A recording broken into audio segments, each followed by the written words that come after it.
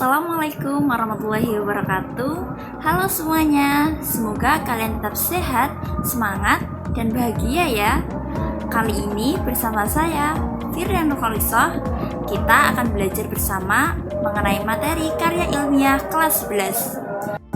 Apa sih pengertian dari karya ilmiah?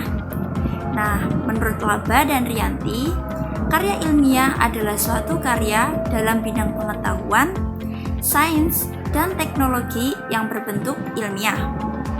Secara singkatnya, karya ilmiah adalah karya tulis yang dibuat menggunakan prinsip ilmiah dan dibuat berdasarkan fakta dan data. Karya ilmiah ada karena menggunakan prinsip ilmiah dan dibuat berdasarkan fakta dan data melalui eksperimen, observasi, maupun kajian pustaka. Karya ilmiah memiliki beberapa bentuk, yaitu karya ilmiah remaja, karya ilmiah populer, artikel, jurnal, skripsi, dan masih banyak lagi. Di dalam karya ilmiah juga ada sistematikanya sendiri loh. Biar lebih mudah, sistematika dibagi menjadi 3 bagian. Bagian awal, bagian inti, dan bagian akhir. Nah, pada bagian awal ada judul. Ketika membuat karya ilmiah harus menggunakan judul yang singkat dan jelas. Yang penting, judul yang digunakan menunjukkan subjek penelitian, tujuan penelitian, dan metode penelitian, ruang lingkup atau batasan penelitian. Nah, penulisan judul dapat digunakan menggunakan 2 cara. Yang pertama, menggunakan huruf kapital pada semua hurufnya, seperti contoh di samping. Yang kedua, dapat menggunakan huruf kapital pada awal kata, kecuali pada kata tugas. Selanjutnya, setelah judul ada nama penulis atau afiliasi. Biasanya, nama penulis, artikel, karya ilmiah ditulis atau dicantumkan tanpa menggunakan gelar dan penggunaan nama belakang tidak boleh disingkat. Hal ini karena biasanya karya ilmiah kita digunakan sebagai kutipan atau acuan dalam suatu penelitian. Nah, yang ketiga ada abstrak. Abstrak sendiri merupakan bentuk rangkuman karya ilmiah dalam satu paragraf singkat. Selanjutnya ada kata kunci. Kata kunci di sini mewakili kata yang sesuai dengan topik atau bidang ilmu yang dikupas maupun dianalisis dalam karya ilmiah. Struktur karya ilmiah pada bagian 2 yaitu bagian inti. Pada bagian inti ada pendahuluan. Pendahuluan di sini merupakan bagian yang menjelaskan mengenai latar belakang, rumusan masalah, tujuan penelitian, dan manfaat penelitian. Nah, pada bagian pendahuluan ada beberapa step juga, yaitu latar belakang yang berisi uraian singkat mengenai topik penelitian, penyebab timbulnya masalah. Dan untuk bagian rumusan masalah, biasanya menyiratkan masalah yang akan dibahas seperti mengapa dan bagaimana hal itu bisa terjadi.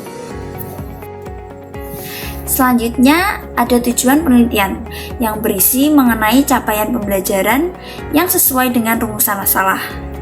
Yang terakhir, ada manfaat penelitian yang berisi mengenai penjelasan mengenai kegunaan penelitian karya ilmiah tersebut. Setelah pendahuluan akan ada kerangka teoristis. Bagian ini disebut juga dengan landasan atau kajian pustaka. Kerangka teoristis berisi penjelasan mengenai kajian beberapa peneliti sebelumnya. Kajian teoritis yang relevan dengan topik permasalahan pada bagian disampaikan juga mengenai hipotesis penulis. Selanjutnya ada metodologi penelitian, berisi langkah-langkah atau proses penelitian yang mencakup persiapan, penemuan sumber data, pengumpulan data, pengolahan, dan pelaporan. Selanjutnya ada pembahasan. Pembahasan di sini menjelaskan mengenai makna yang terungkap dari hasil, juga mengenai makna ilmiahnya dibanding dengan teori yang berlaku di kalangan ilmuwan. Yang terakhir ada simpulan dan saran. Simpulan dan saran di sini harus mengacu kepada tujuan di awal tadi. Setelah bagian inti akan ada bagian akhir. Pada bagian akhir ada 2, yaitu daftar pustaka dan lampiran. Pada daftar pustaka, di sini berisi berupa data rentetan referensi atau sumber pustaka yang diberikan atau dipakai dalam menyusun karya ilmiah. Semua sumber pustaka, baik yang berupa buku, artikel, jurnal, maupun yang berasal dari internet, harus ditulis secara beruntutan sesuai dengan alfabet. Nah, yang terakhir ada lampiran. Lampiran berisi data tambahan atau sebagai data pendukung yang sifatnya sebagai bukti terjadinya penelitian.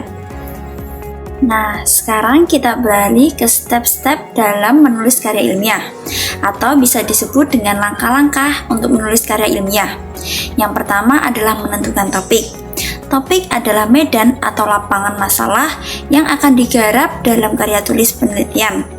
Topik dapat berasal dari pengalaman pribadi maupun isu-isu yang hangat yang sedang menjadi pembicaraan, baik nasional maupun internasional. Langkah yang kedua adalah untuk menentukan tema. Tema diartikan sebagai pernyataan sentral atau pernyataan inti tentang topik yang akan ditulis.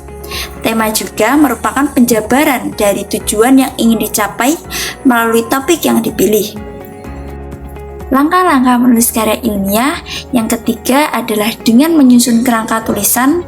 Karya ilmiah di sini haruslah disusun secara rapi, teratur, dan sistematis.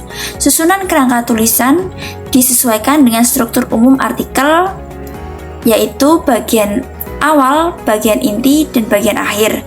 Yang keempat adalah mengumpulkan materi tulisan. Berdasarkan kerangka tulisan yang telah disusun, penulis dapat mengidentifikasi data dan teori relevan dengan topik. Hal ini untuk menunjang agar tulisan menjadi berbobot dan sesuai dengan kaidah keilmuan.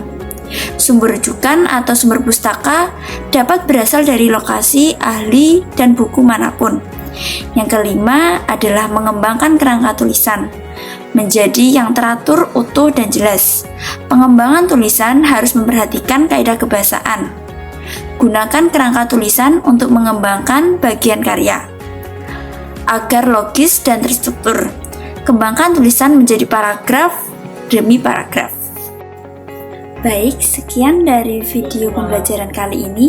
Semoga pembelajaran kali ini dapat bermanfaat untuk masa yang akan datang. Sekian dari saya, terima kasih. Dadah!